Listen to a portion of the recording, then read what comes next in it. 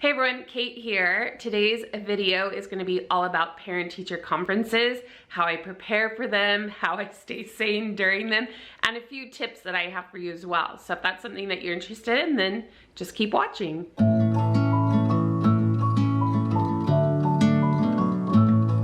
Okay guys, so I actually have a conference in about 24 minutes, so I have to make this short and sweet.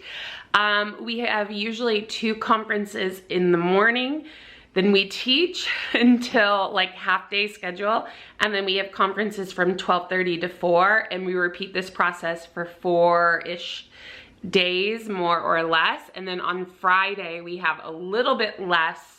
So yeah, what I need to do now is I need to grab my lunch. So tip number 1 for you guys is have a lunch prepared. That's right, I said it. So yesterday I made this really yummy quinoa salad with like sweet potatoes. It was really, really good. So I saved half so I would have lunch today. All right, so my lunch is ready. I actually did my hair. I've been using a straightening brush, so I don't think it's as good as like a straightening iron, but it is a lot easier to use. So my outfit is just really simple. It's this white, beautiful white shirt that I got at Anthropologie. I mean, look at the detailing. I am wearing a tank underneath, so that's what that black is. And then I just have these pants here that I got from Stitch Fix, and then these shoes that I've had forever. And don't make fun of my toenails. I know, I know.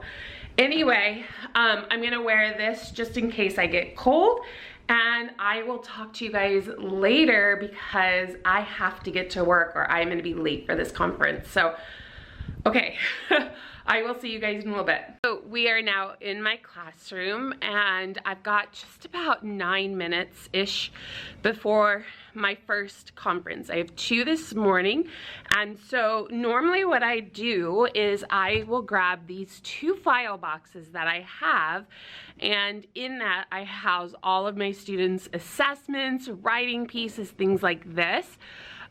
Any math tests that I wanted to keep. So that way I have everything ready to go, but I don't take out the items just to put them back. So I always leave these on the desk by where we're doing our conference. So let me show you what that looks like.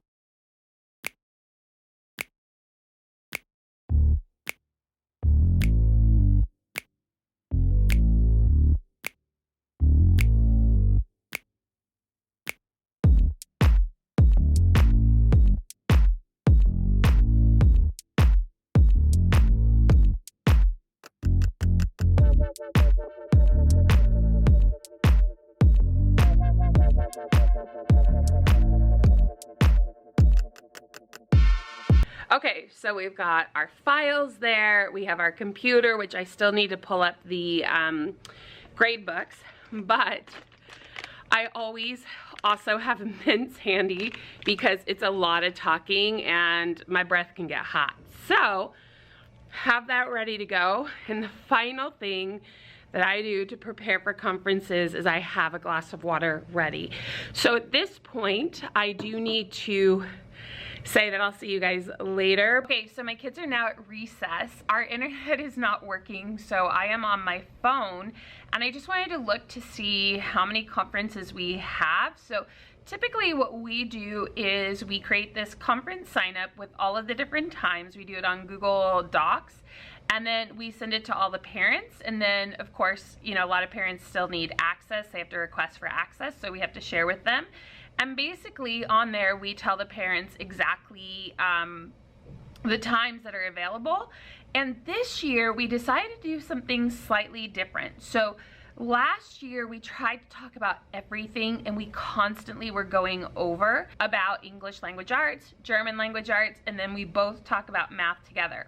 But this year we decided to do something slightly different. So we're still going to talk about those things if time allows, but basically we told the parents we want you to pick your top 2 items that you would like us to discuss, which did actually, it did cause us to have to do more preparation ahead of time, which isn't a bad thing, but it was definitely more preparation doing it this way, but it's going to be such a more meaningful conference. Right, you guys, so we have officially finished 14 conferences. We did have 2 no-shows, and we did have one parent who had a time, and then they switched their time to tomorrow. So typically what we do is we lock the document, and we forgot. So they're able to still switch things around. But anyway, the conferences went really well. Having everything on a timer is genius. So as soon as a parent, their time slot is supposed to take place, we start the timer even if they're not here. So we did have one parent who was at a kindergarten conference, and that ran long, so they ended up coming late to ours, but we were still able to like get it in and still like able to hit all of the main points that we wanted to hit. So anyway, I'm gonna go home, I'm gonna make dinner. I haven't meditated yet today, so I definitely want to do that. And I don't know, I might just like sit and veg out. What should I do, you guys? What would you do? What do you do after your first day of conferences, knowing that you have a full week still to go? Leave me a comment down below. All right, I'm out of here. Okay guys, it's conference day 2. The madness continues. So yesterday we did 2 conferences in the morning, and I think it was 14 in the afternoon, I want to say. We did have 2 no-shows though. So when a parent no-shows, if they realize that they didn't come in, they can see if there's any openings on the document that we send out.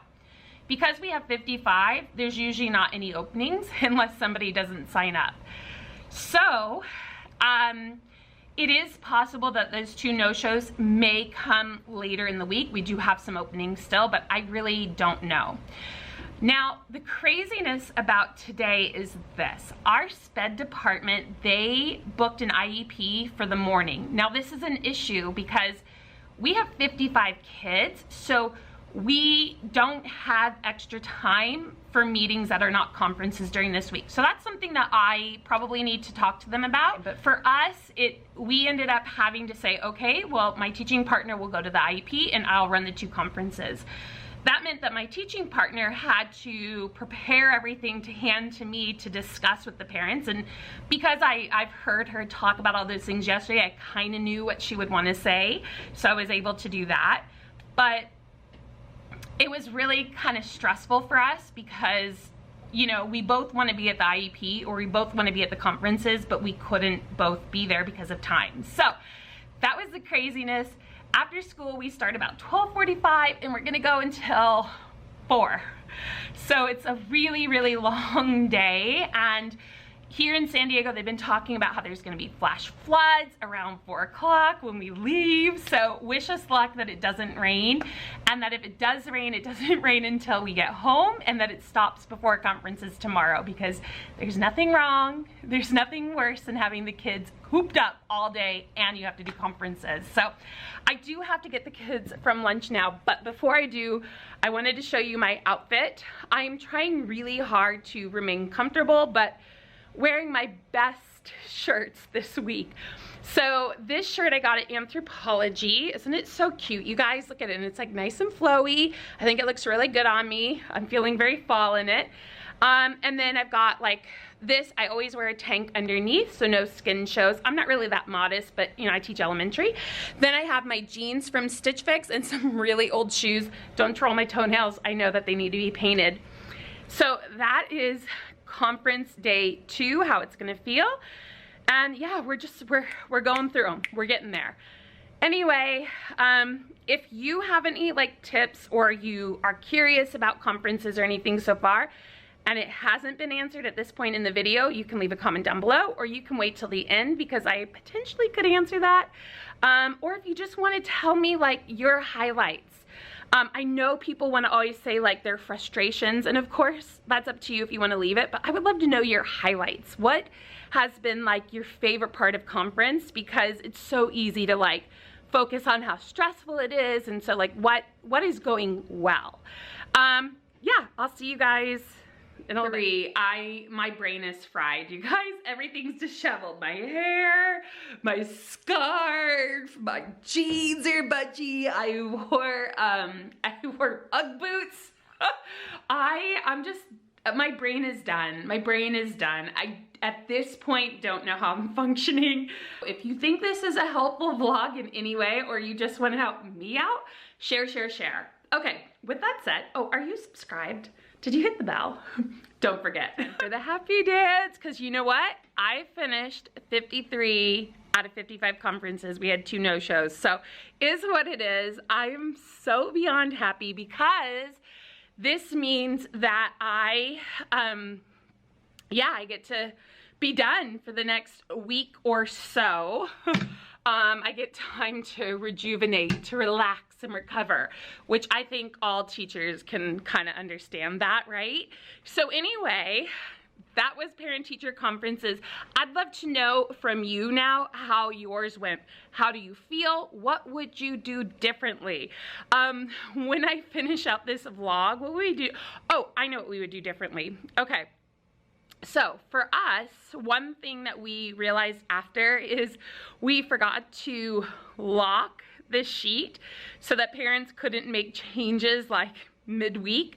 And the reason that's important is because then we are not prepared when parents switch things around on us.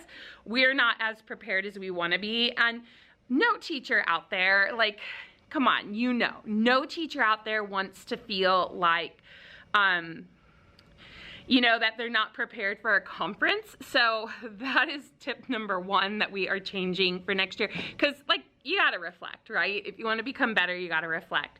Now, the second thing is that we need to put the schedule outside of our door each day so that parents can see if they've come at the wrong time. We did have multiple parents show up on the wrong day. So then of course, like, we had to hustle and move and groove to be able to fit them in. So yeah. And then the third thing is that we need to make sure that we're offering a Spanish translator. So living in California, that's like obvious, but you know, you might live in, like, I don't know, Minnesota or something, and you might need German translators. Because we work at a German school, my teaching partner speaks German, so we don't need a translator for that. But we do, neither my partner nor I have really that great of like Spanish skills. So we do need a translator for Spanish. And we have a lot of aides who speak Spanish. We have a lot of other staff that speak Spanish. So luckily, when it came in at the most important, we were able to grab that. But that is something that we need to have them request ahead of time so that we can have like a smooth running conference. So those are the 3 things that we're gonna be doing different next time, so next fall, because our spring conferences look completely different than our fall ones. Anyway, that is it. Let me know what you thought of this vlog. If you are not part of the Sleepy Fam, go ahead and subscribe. I wanted to hit 7,500 by the end of the year, but I don't know, that's probably not gonna happen. However, I want you to be on the lookout in December. I'm gonna be doing a really cool collab, and I'm gonna have like a giveaway and some other cool stuff coming up. The last thing that I wanted to say is that I'm gonna be working on kind of a writing series for this channel, so be on the lookout for that as well. And if you're into gardening at all, I do have a second channel. It's called Life in Zone 10, so you can follow me over there if you want as well. Instagram and YouTube are both called Life in Zone 10. So anyway, that is it for now. I will see you guys soon, because this girl is on break.